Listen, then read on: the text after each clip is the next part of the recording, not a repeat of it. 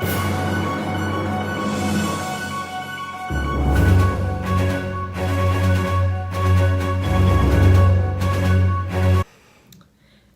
morning, America! I'm Allie Parker. And I'm Annika Littlehale, and we're here to talk about the recent epidemic that's sweeping the youth and our young adults across the nation. With the recent introduction of streaming over the past 10 years, we have had constant access to media. It has basically created a whole new culture, creating things like FOMO, which is a fear of missing out, and binge watching, which cause problems in our lives more than we are honestly aware of. But this increased access not only affects how we consume the media, but also what we consume. With that increased access, there's an increased amount of grotesque scenes that display deeper subjects than in the past in order for audiences to be engaged with that media. Yeah, that reminds me of This Is Us. Don't get me wrong, love the show, but it is always exploring topics that were once really considered hush-hush in the media, like alcoholism, abuse, and violent war scenes. Because media is such a big part in our lives, being constantly exposed to more morbid scenes normalizes a lot of content that in the past would have been considered too intense. And with that, a lot of art forms have lost a lot of respect due to its reproduction through media.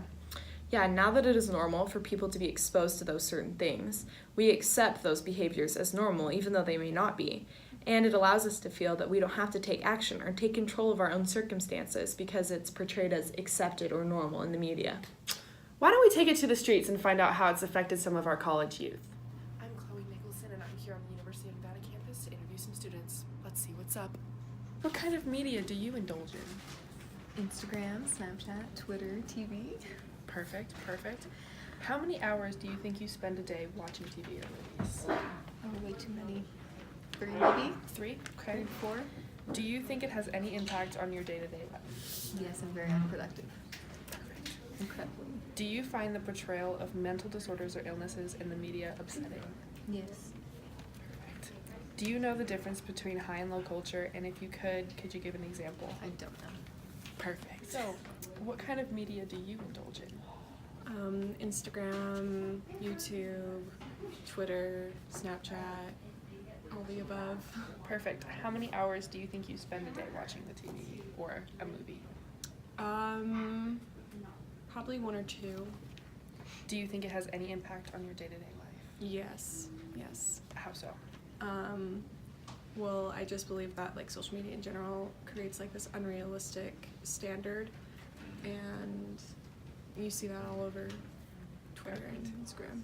Perfect. Do you find the portrayal of or mental disorders or illnesses in the media upsetting? Yes, no one takes them seriously. Perfect. Do you know the difference between high and low culture? And if you could you give an example? I have no idea. Perfect. So what kind of media do you indulge in?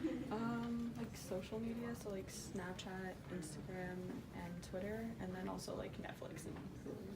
How many hours do you think you spend a day watching TV or movies? Probably like 2 to 3 a day. Too much. Do you think it has any impact on your day-to-day life? Yeah, definitely. I'm like constantly checking my phone to see social media. Mm-hmm. Do you find the portrayal of mental disorders or illnesses in the media upsetting? Sometimes, like some movies and shows have like a nice accurate way of doing it, but then other movies do it in like end up sending me like 13 reasons why. That kind of stuff bothers me. Perfect. Do you know the difference between high and low culture? And if you could you give an example? I do not know the difference. Thanks, Chloe. Those were great examples showing that popular media is definitely affecting our youth today. It was interesting how none of the participants knew the difference between high and low culture.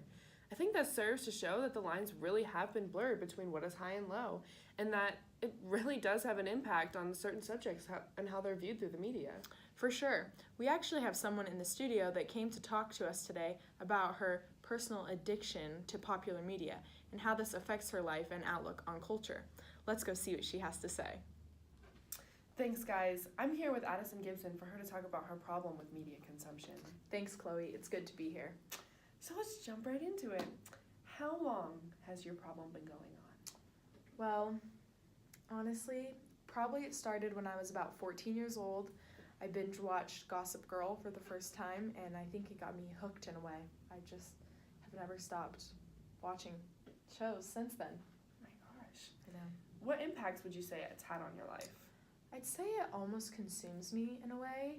I have to have a show at all times. Even if I've already watched that particular show 100 times, if I don't have a new show to watch, I'll go back to those safe shows like Friends or The Office, something like that. One example is that I moved a couple months ago, and I didn't have any friends when I got here, obviously, so I just found comfort and a friend in streaming and watching shows. I didn't really go out that much. I just spent hours in front of the TV every day. It was really bad. Wow. How would you say that's affected your mental state? I say it really messes me up sometimes. I just feel empty when I don't have a show, even if it's just on in the background while I'm studying or cleaning or reading even. I just have to have something on. And it really messes me up for shows that come out weekly still, like on Hulu, like This Is Us or Riverdale. I get anxious almost waiting for them to come out because I'm so used to having shows just at my disposal at full series, full seasons on like Netflix and stuff. So, do you watch shows that portray like violent or gruesome scenes? okay, actually I do. I love Law and Order SVU. And that shows every episode. It's about a rape victim, so it portrays rape or even murder sometimes. And I mean, I watch that show a lot. I started it a few weeks ago, and I'm already on season 8. So, Wow, how do those hard scenes make you feel? well, I think it makes me feel like it happens a lot more than it probably does. I know it does happen, but I get scared just walking to my car when it's daylight outside or when I'm at home alone and I hear something. I feel paranoid and on edge all the time, and it just makes me feel jittery. Yeah. Yeah.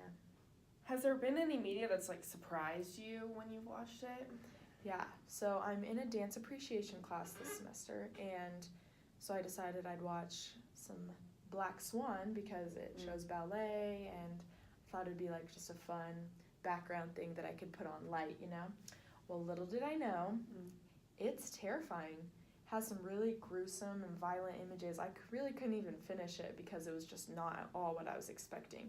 And it made me feel like ballet is now kind of icky in a way. I remember I've watched that and I couldn't get through it either. So Yeah.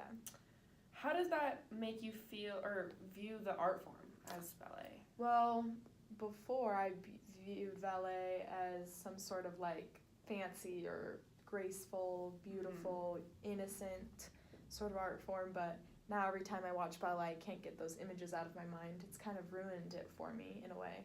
It just makes me feel gross. All right, well, thank you for your time. I know it's hard to Open share your myself up. story, yeah, but I'm sure it's resonated with many of our audience members, so I'm glad I can help. If I can just touch one life out there, it's a problem. Open your eyes.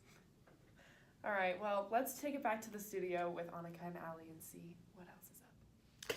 Thanks to our brave volunteer who came out today to share her story.